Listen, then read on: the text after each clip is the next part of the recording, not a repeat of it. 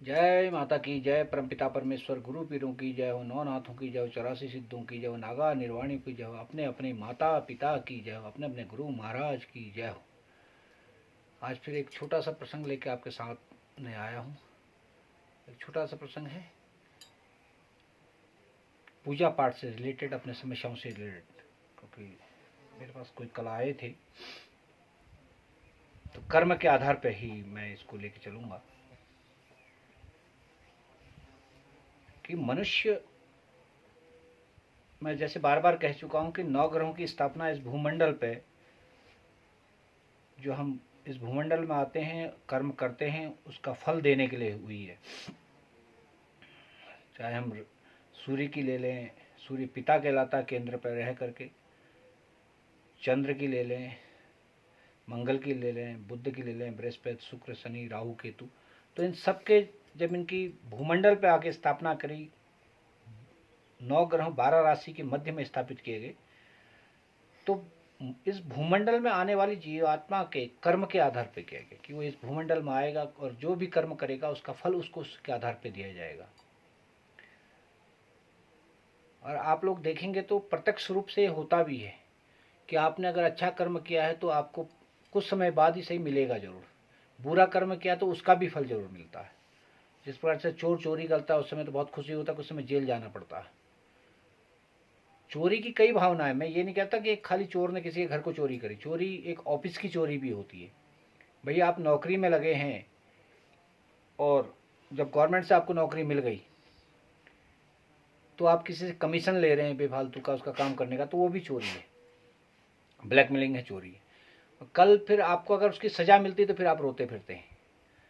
जब परमपिता परमेश्वर ने, देखो जब आप पढ़ते हैं लिखते हैं तो आप कहते हैं कि मुझे नौकरी मिल जाए, जब आपको नौकरी मिल जाती है, सरकारी नौकरी मिल जाती है, तो उसके बाद आप जो है अंडरग्राउंड अंडरटेक लेने की कोशिश करते हैं। आप ये भूल जाते हैं कि आप जिस गरीबी से आप निकले हैं, जिस गांव से आप निकले हैं, जब आप गरीब थे, जब आप पढ़ रहे थे, तब आपके ख्वाब थे कि मुझे किसी तरह से सरकारी नौकरी मिल जाए और मैं अपना राज्य, अपना देश, अपना गांव सुधारूंगा। मगर जैसे ही आप सरकारी नौकरी में पहुंचते हैं तो आप फिर उसी में रंग में ढल जाते हैं। तो मेरा कहने का अर्थ है कि आप ना करें, क्योंकि सभी लोग ऐसी काम करते रहेंगे तो एक समय ऐसा आता है कि आदमी खुद ही पछताता है, उनके बच्चे, क्योंकि भाई आप ले रहे हैं तो आपके बच्चे कहीं पढ़ रहे हैं तो आपको भी देना पड़ेगा, फिर आप देते हैं, फिर आप खुद ही कहते हैं कि वो ले रहा, फिर आप पहले भी आप तो चोर हैं, दूसरा भी चोरी कर ही रहा, तो आपके और उसमें अंतर क्या हो गया।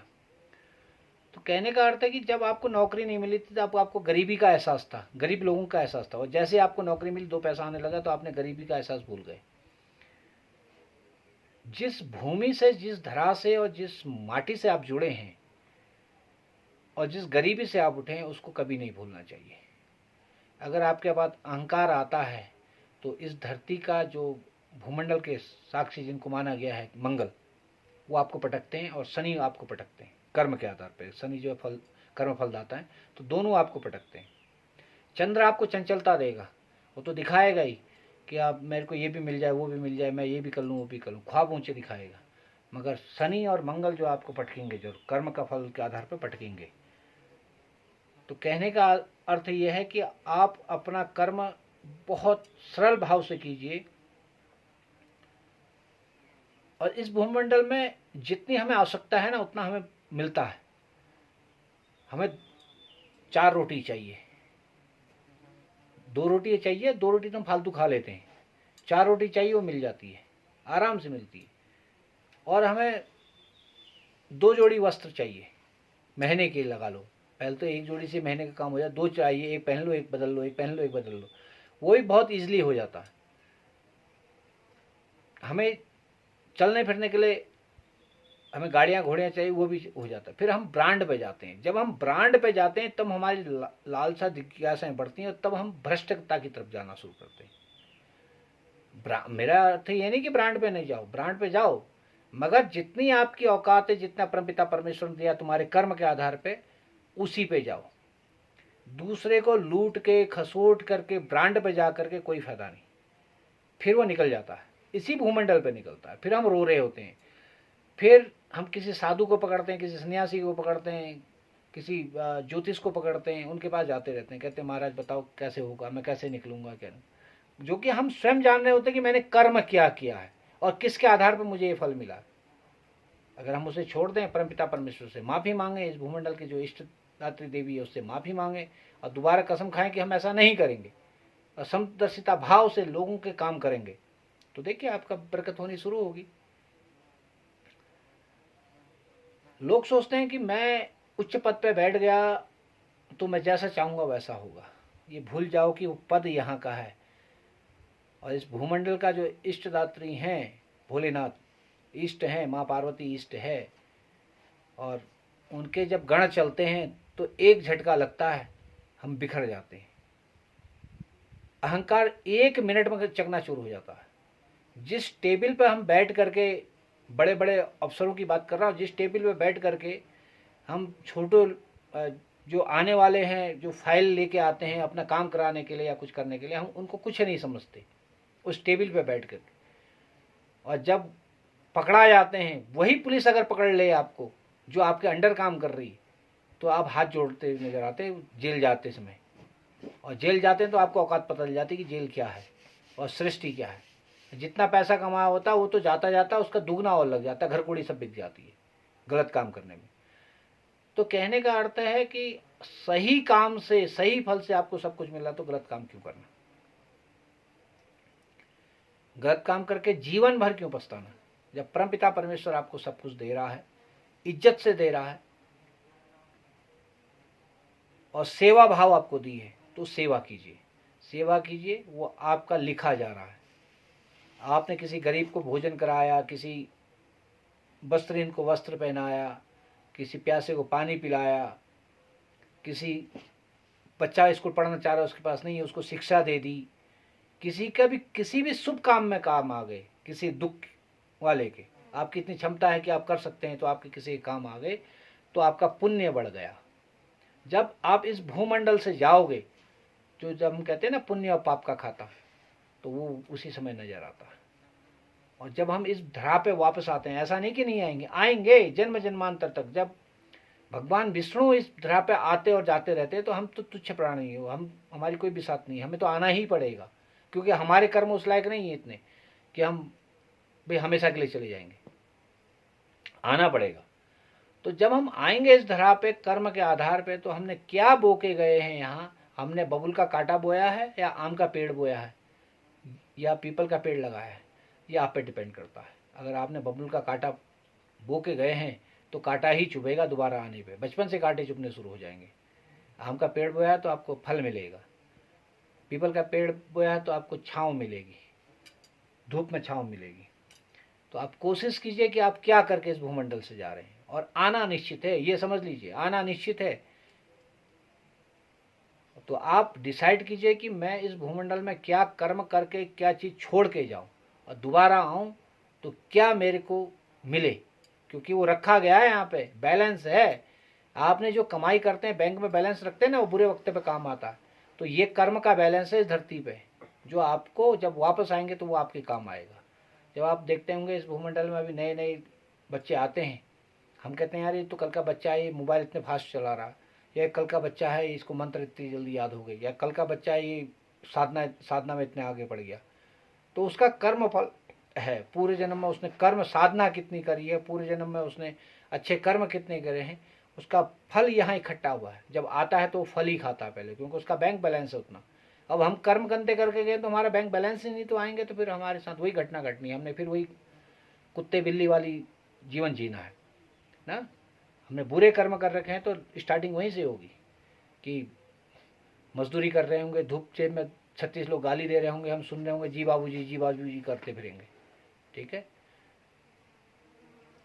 1 मिनट के, 1 सेकंड के 1 लाखवें हिस्से में अरबों जीवात्माएं इस भूमंडल पे जन्म लेती है। मनुष्य में कई प्रकार के, एक सुपर लेवल पे भी जाता है, एक मिड पे जाता है, अपर पे जाता है, मिड पे जाता है, लोअर पे जाता है, अति लोअर में भी जन्म लेता है। जिनको आप देखते होगे रात दिन मजदूरी कर रहे हैं बेचारे, उनके बच्चे रस्सी में बंध के पल रहे होते हैं। एक उसी सेकंड में जन्मा हुआ एसी में कर रहा होता। यहाँ छींक आती है तो उसके पास डॉक्टर भी नहीं है, कुछ भी नहीं है, वहाँ छींक आने से पहले डॉक्टर घर पे होता, समझे ना। और इसी प्रकार से कुत्ते ले लीजिए, एक कुत्ता सड़क पे है, उसको चलते फिरते आदमी पत्थर मार दे रहा, एक कुत्ता एसी में चल रहा है, एसी गाड़ी में चल रहा है, अब बढ़िया भोजन हो रहा है, हाथ से खिलाया जा रहा है, तो वो उसके कर्म है, वो जीवात्मा के कर्म है। पला और पैदा हुआ तो कहाँ हुआ, किसके पास गया। एक घास वो है जिसको चलते फिरते लोग लट्ठी मारते हैं, कहते हैं कहाँ से आ गई सारी, और एक घास वो है जिसको हम लगाते हैं, दूसरों को कहते हैं कि इसमें चले मत जाना रे, लॉन बना रखा, इतनी महंगी मैं वहाँ से लेके आया हूँ। एक फूल वो है जिसको हम जब मर्जी तोड़ते हैं, और एक फूल है जिसको हम कहते हैं कि भाई इसको तोड़ना मत, रखा है।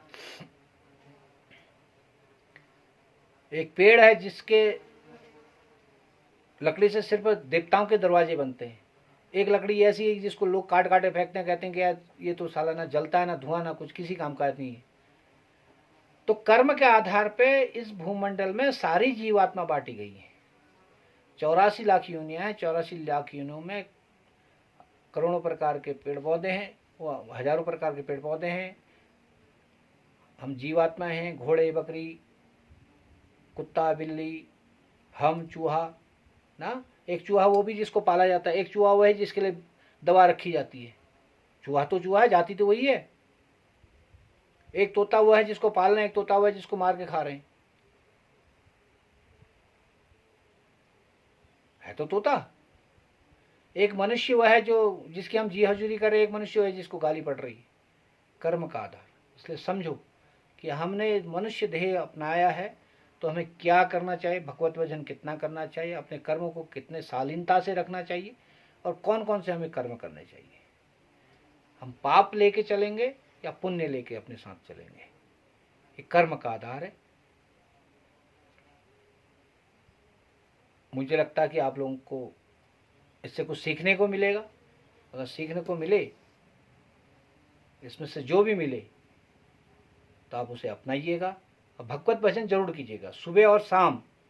सुबह सूर्य उदय से के आसपास, शाम को सूर्य अस्त के आसपास, संध्या बेला पे अपने इष्ट का नाम, अपने कुल इष्ट का नाम, अपने पितरों का नाम, अपने ग्राम देवता, स्थान देवता, जिसको आप मानते हैं और जो भगवान आपको अति प्रिय है, आप उसको भजना शुरू कीजिए। देखा देखी मत कीजिए कि वो भोलेनाथ भज रहे तो मैं भोलेनाथ भजूँ, वो आज कृष्ण भज रहा तो मैं कृष्ण को भजूँ ना, वो ब्रह्मा को भज रहे तो ब्रह्मा को भजूँ, वो बालाजी भज रहे हैं तो बालाजी भजूँ। देखा देखी मत कीजिए। हर किसी का भाग्य अलग अलग है, हर किसी का जन्म अलग अलग है, हर कोई एक सा रंग का नहीं होता, हर किसी का भाग्य एक सा नहीं होता, हर किसी का नाम भी एक सा नहीं होता। समझ में आया। इस भूमंडल में आए हैं तो हर किसी के आधार पर उसके ऊर्जा चलती है, तो जिस ऊर्जा के साथ में उसका मन चलता है ना, मन के साथ ऊर्जा चलती है। आत्मा ही परमात्मा इसलिए कहा गया। तो मन को जो भाता है उसे ही भजना चाहिए, जबरदस्ती किसी दूसरे के पीछे नहीं लगना चाहिए, क्योंकि वो आपके इष्ट, आपके कुलिष्ट, वो आपकी सहायता करेंगे। तो अपने इष्ट को, अपने कुलिष्ट को, अपने पितरों को, अपने ग्राम देवता को, जो भी है उनका नाम लेकर के, जो आपके मन को अति प्रिय हो उसको आप भजिए। वही आपका इष्ट है, वही आपका गुरु है, वही आपका भगवान है। अब कृष्ण अच्छा लगते हैं तो कृष्ण को भजिए, राम जी अच्छे लगते हैं राम जी को भजिए, हनुमान जी अच्छे लगते हैं हनुमान जी को भजिए, भोलेनाथ अच्छे लगते हैं भोलेनाथ जी को भजिए, माँ अच्छी लगती है माँ को भजिए, मगर जिससे प्रेम आपको हो उसको भजिए। जबरदस्ती प्रेम करने की कोशिश मत कीजिए। जब आप प्रेम करेंगे तो उससे बहेंगे, उसके लौ में, उसकी धारा में बहेंगे, तो जल्दी आपकी चीज़ें सुनी जाएंगी। तो जिससे आप प्रेम करते हैं उसको भजना शुरू कीजिए और निरंतर भजिए, काम भी कीजिए और भजिए भी। तो देखिए आपको क्या नहीं मिलता, मिलेगा सब कुछ। संकट से हरने का सब कुछ उनके पास ही है, हमारे इष्टों के पास है। आप करना तो शुरू कीजिए। आप करते नहीं फिर भटकते हैं, आप करना शुरू कीजिए। अगर अच्छा लगे तो लाइक शेयर सब्सक्राइब कीजिएगा। सबको माता रानी के धाम से बहुत बहुत आशीर्वाद। जय माँ, जय माँ भारती।